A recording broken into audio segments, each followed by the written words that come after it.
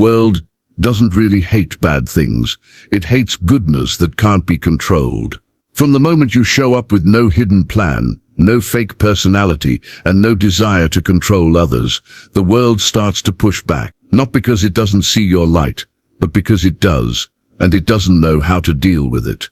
When goodness is genuine and pure, it becomes too much for people who've learned to live behind emotional walls. In Dostoevsky's novel The Idiot, we meet Prince Mishkin, a man who is so honest, kind, and free from lies that people don't see him as a gift or a wise person, but as a fool.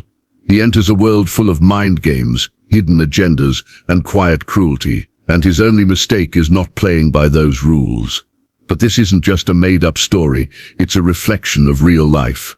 If you've ever been judged or mistreated for being kind, open, or trusting, you're not alone. This is your story. Picture walking into a place where everyone wears invisible masks. Not costume masks, but ones made from charm, social status, jokes, and quiet manipulation. Every look, every word is chosen carefully. Now imagine stepping into that space with no mask of your own. You don't pretend. You speak your truth. You care for others, without wanting anything back. In that world, you're not seen as brave or noble. You're seen as odd, weak, even dangerous. That's the world Mishkin steps into in The Idiot. And it's not so different from ours. Right away, people are unsure of him. He's open, honest, and has no tricks up his sleeve. And that makes others nervous. They don't understand someone who doesn't want something from them, who doesn't flatter or fake it, who can actually see them, even when they'd rather stay hidden. That's where it starts. The slow punishment of the good. Most people interact in a way where there's always a trade. People smile when they don't mean it, give compliments to get things, and change their behavior based on who's around.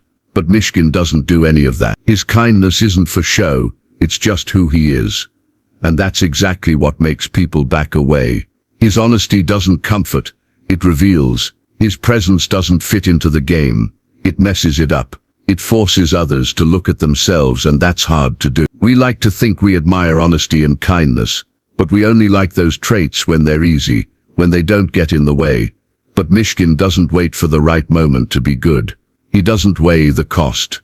He just is. And in a world ruled by quiet power and ego, that kind of honesty is too much to handle. Think about your own life.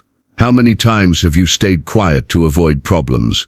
How often have you changed your words to fit in? How often have you seen someone with a good heart get ignored, teased, or taken advantage of? It's not rare. It's a pattern. Because when someone walks into the room with nothing to hide, they mess up the fake image that everyone else is clinging to. And that kind of truth makes people uneasy. Here's something people don't tell you. The more honest you are, the more people will misunderstand you. The more selfless you are, the more others will question your intentions. In a world full of twisted paths, walking straight makes people suspicious. Mishkin didn't lose because he was wrong. He lost because he was right in a world that couldn't deal with that kind of truth. The honest soul often walks alone, not because something's wrong with them, but because they refuse to fake who they are. Mishkin moves through life without hiding, and that's why people try to hide him. They don't call him a fool because he's dumb, but because he doesn't plan or calculate. And in a world where social survival depends on calculation, even beauty becomes suspicious, even compassion becomes threatening. The sad truth is, good people aren't punished by bad people. They're punished by scared people, people who are afraid of being seen. Real goodness sees everything, and that's what makes people flinch. That's why it doesn't last, and that's why we need to talk about it. It's strange how something as beautiful as kindness can be so uncomfortable. We say we value truth and honesty, but when we meet someone like Mishkin, someone who is raw and real, something inside us pulls back, not because they did something wrong, but because their presence reflects something inside us. It shows us what we're hiding. Mishkin never tries to shame or preach. He just refuses to lie. And in a world full of fake performances, someone who doesn't act makes everyone else feel like they're pretending. That's the real danger. He doesn't expose people with words. He does it by being himself, and that contrast is painful. We like people who go along with us, who don't rock the boat, who say the right things. They help us stay comfortable in the lies we tell ourselves.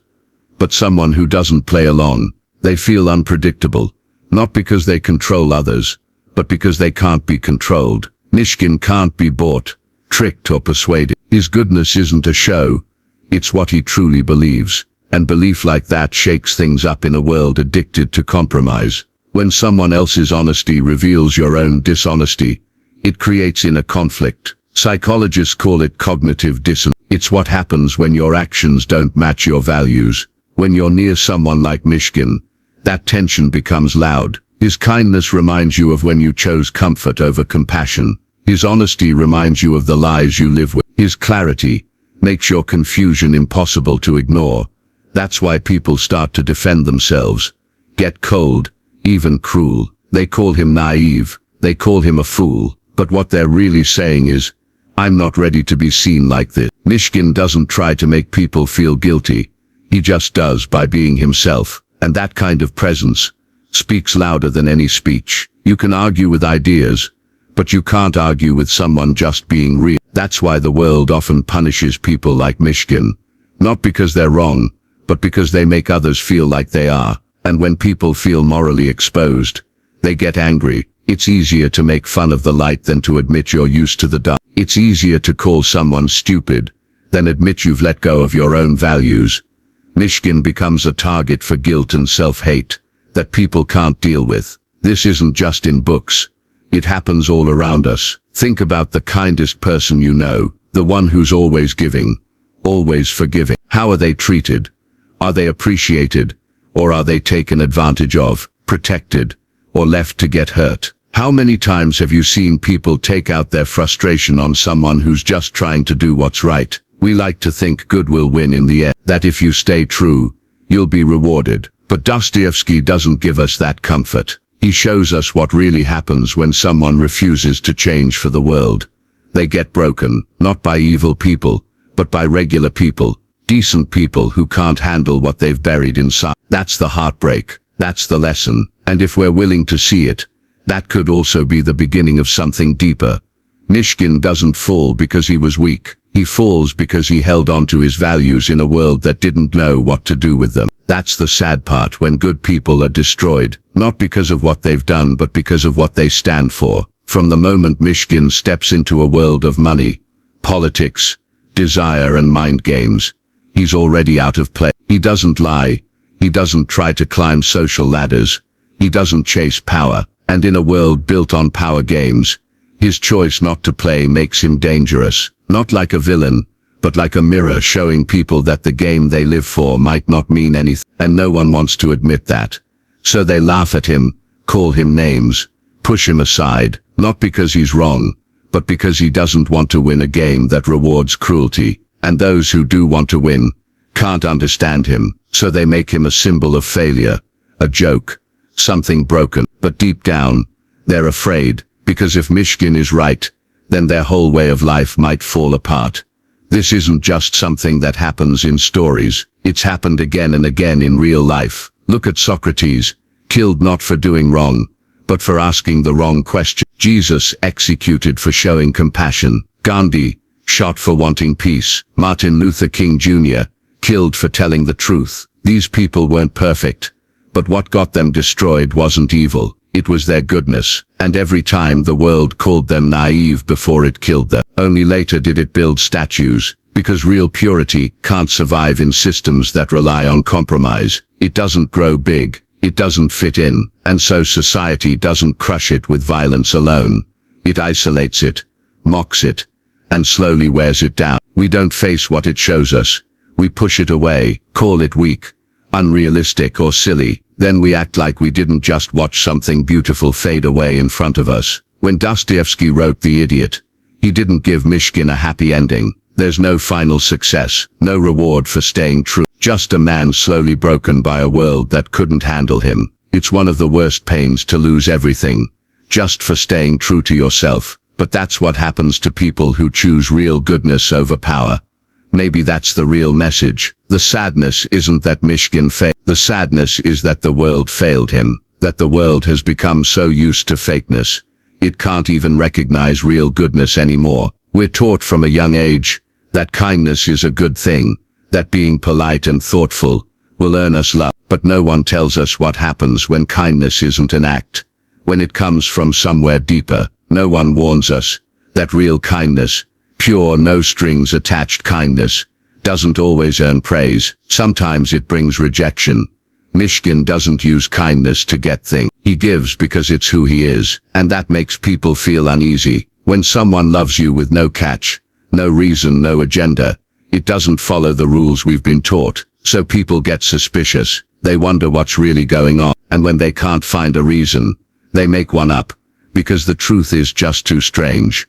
True kindness doesn't come with small print. It doesn't ask if you deserve it. It just shows up. And that's what Mishkin keeps doing. Even when people hurt him, he forgives. Even when they turn on him, he sees the good in them. He keeps showing up with love, not because he's blind, but because he sees more than others do. He sees what people are hiding, even from themselves, and he loves them anyway. But instead of changing the people around him, his kindness makes them colder, not because it fails, but because it works. It shows what's broken. It asks the question no one wants to answer.